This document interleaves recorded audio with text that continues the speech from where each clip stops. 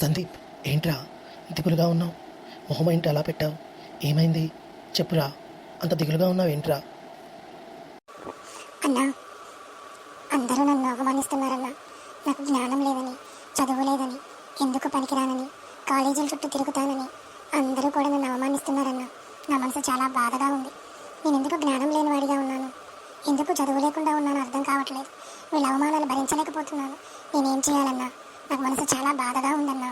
సతీష్ అన్న, ఎందుకు నాకు ఏం చేయాలో అర్థం కావట్లేదు. ఈ సమాజం అంతే సందీప్, ఎప్పుడు కూడా మనలో ఉన్న లోటుపాట్లు పైకెత్తి చూపించి మనల్ని అవమానిస్తూ ఉంటుంది. అందుకే ఈ సమాజాన్ని మనం పట్టించుకోకూడదు. నీకు ఏదైనా బాధ ఉంటే అది నువ్వు ఏసైకి చెప్పుకోవడం నేర్చుకో. సండే స్కూల్కి వెళ్తున్నావు కదరా సందీప్, నేను నీకు అక్కడ చెప్పేయండి వింటున్నావా? ఏసయ్య మాటలు బాగా వినాలరా నువ్వు సందీప్. అవును సతీష్ అన్న, నిజంగానే ఈ సమాజం అంతే చేస్తుంది. పట్టించుకోకూడదు అనుకుంటున్నాను కానీ పట్టించుకుంటూనే ఉంటున్నానన్న. నాకు అర్థం కావట్లేదు నేనేం చేయాలి, ఈ జ్ఞానం ఎలా సంపాదించుకోవాలో నాకు అర్థం కావట్లేదు సతీష్ అన్న. అరే సందీప్, ఎన్నిసార్లు సండే స్కూల్లో చెప్పాను రా, బైబిల్ వాక్యం చదివిస్తుంది.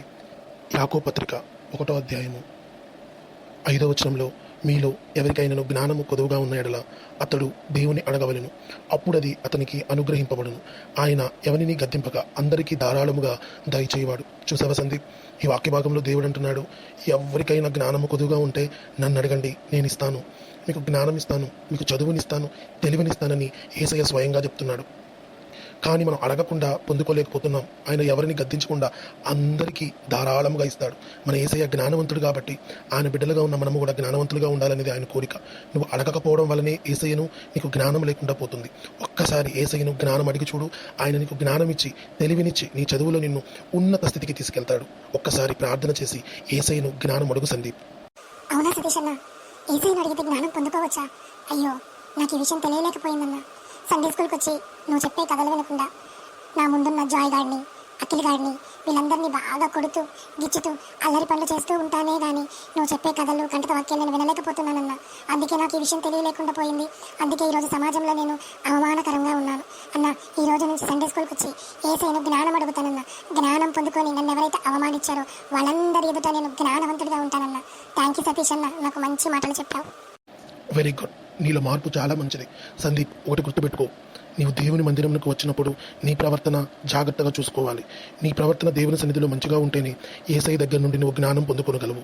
అలా ముందు వాళ్ళని వెనక వాళ్ళని గిచ్చడం, తన్నడం వాళ్ళని చేస్తే నీకు జ్ఞానం ఎప్పటికీ రాదు. ఇక్కడైనా మంచిగా మారి నువ్వు యేసయ్యను జ్ఞానం అడిగి పొందుకో. యేసయ్య ఖచ్చితంగా నీకు జ్ఞానం ఇచ్చి నీ చదువులో ఉన్నత స్థితికి నిన్ను తీసుకొస్తాడు. సరేనా సందీప్? మంచిగా యేసయ్యకి ప్రార్థన చేసి జ్ఞానం పొందుకో. అలాగే సతీష్ అన్న, ఈ రోజు నుంచి నువ్వు చెప్పిన మాట విని యేసయ్యకు ప్రార్థన చేసి నేను జ్ఞానం పొందుకొని సమాజంలో అందరి ముందు జ్ఞానవంతుడిగా తిరుగుతాను. థ్యాంక్ యూ సతీష్ అన్న. అబ్బో, కళ్ళజోడు పెట్టేవే అంటే మంచి ధైర్యం వచ్చిందనమాట నీకు. ముందు ప్రార్థన చేసుకో, ఇవన్నీ తర్వాత, సరేనా? ఏంటి వీడు అప్పుడే కళ్ళజోడు పెట్టాడు? వీడు చెప్తున్నాను నిజమేనా? వీడు నిజంగా ప్రార్థన చేసుకుంటాడా? చూద్దాం. వీడి కోసం నేను కూడా ప్రార్థన చేస్తాను.